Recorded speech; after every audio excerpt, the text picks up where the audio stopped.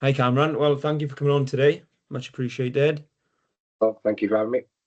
Well, could you just explain on why you've come on today? Like, what subject are we discussing? I think at the moment I'm currently a master's student doing the second halfway through the second year, and also just completed the UEFA A license, Yeah, which is the highest coaching qualification that you can achieve. excellent. So, just focusing in on the masters, what made you decide to continue your studies and pursue a master's degree? Um, well, basically through speaking with people like yourself and other people who have previously gone through the master's degree, and then also doing research on what the course had throughout it in terms of the content, the types of assessments, and so there's quite a lot of what's it called, presentations. So it was quite a few skills I enjoyed doing, but I also wanted to improve on. And then it allowed me different opportunities and where I've been on study visits at different clubs, and also networking with other coaches as well. Yeah, and like it's nice you mentioned about how it can like improve your skills as well, because it's definitely a huge jump from like undergraduate and masters. Yeah. Because how have you found then the difference between studying an undergraduate degree to a master's degree? I think like the detail is a lot more thorough in terms of like when you're doing the assessments or the presentations, you have to show like clear critique. You have to clearly critique what you're talking about and give the right detail in terms of the academic support as well, in terms of like the research and what's out there really, and then but not just explaining about it, but going into thorough detail, showing that I understand it and helping whoever I'm presenting to understand it as well. Yeah, definitely. And like I found out with myself as well, it went from just point evidence explain to like point evidence explain, strength limitations. What about other authors have mentioned about this? Then you're challenging that author. It's just Yeah. like a sequence going down at a different level. But what a challenge have you experienced doing your masters, and how have you overcome those challenges? Because it's been like 2 or 3, no, maybe more longer now, maybe 3 or 4 years since I was last in university. Yeah, So getting back into the routine of I even like forgot like the things like not completely forgot it, but forgot the structure of the reference in it like, when I first started it. yeah, I think I had a bit of support of yourself. You showed me along the lines of a few online pages where they offer support as well. So things like that helped me through those challenges, and then I'd say this year, especially second year, where I saw about the research project, it was basically getting started with it in terms of finding a topic that one I was happy working on, but yeah, also I where there was enough detail and research out there, backing my opinions up and my thoughts up, and yeah. being able to support what the interview. Because I was going to do it with interviews, um, and backing up what they would be saying.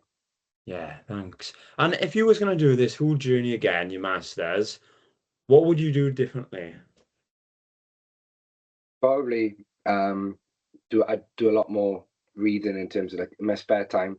I feel like the first year kind of um, got away with it in a way because I already knew every topic that we worked on in the first year was something that I was like quite comfortable with.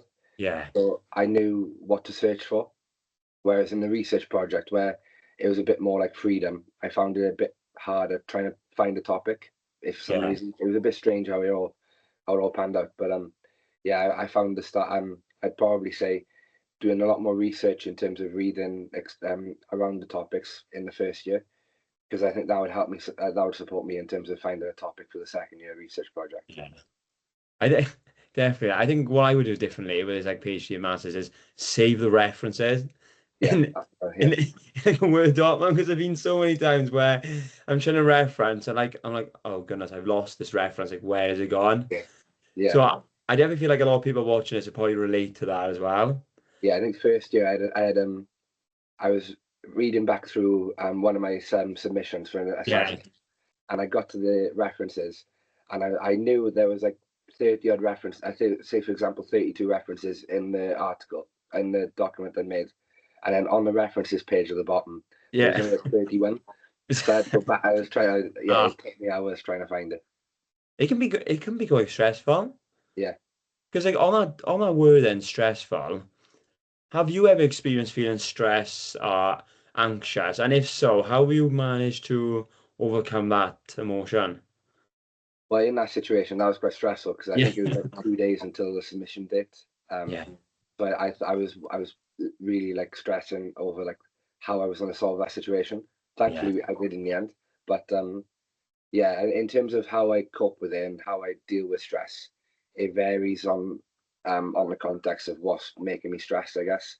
yeah, Uh, so normally I'll just like maybe if time permitting, I'd normally take a few maybe an hour or two away from the situation. So nice, if yeah, it's like if I'm writing an article or writing a submission, an assessment, then and I feel like it's getting a bit overwhelming or I'm getting a bit stressed with it, then I'll just take an hour or two away and yeah, maybe go for a walk or spend time with friends just yeah. to clear my head for that evening and then go at it again the next day. Yeah, definitely. And just for people watching, Cameron and I are actually very good friends as well. So like he is genuinely and transparent because like sometimes you and I meet up with Cam, in the Yeah, library to work, and sometimes we just look at each other and think, okay, we need a rest for like 10, 15 minutes. yeah, literally. But Yeah, that's definitely why like like I go normally on. go into do coaching work then. Like if I'm Yeah, struggling with an assessment, I'll just start making session plans for my coaching jobs. yeah, perfect. And what advice would you give someone who's about to start a master's or even considering pursuing a master's degree? I think make sure first off when you are considering it, I'd say make sure it's something that you're passionate about. Yeah, Because it's a lot of hard work. It's time consuming. You do give up a lot of time and effort throughout the year, 2 years, or however long the course lasts. So I think having something that you are fully passionate about will help keep you determined and keep you motivated throughout it. That's something I've been quite fortunate with. I know yeah, yourself was as well yeah. when you did yours. Um, and that's something that I'd say is the key part, having something you are passionate about because yeah, it will keep you motivated when it does get tough.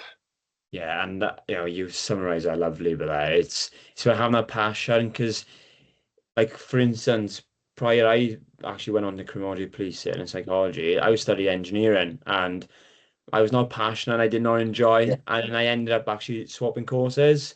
yeah, So that's actually perfect because I think as you have a passion, because if you've got a passion with subject matter topic, it doesn't feel like you're working. You're just yeah, interested. You got that curiosity, yeah, definitely. exploring.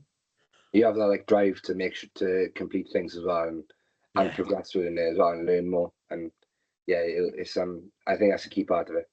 Exactly that. Well, Cameron, thank you for coming on today and just speaking about the Masters Well, topic. Much appreciated. no problem.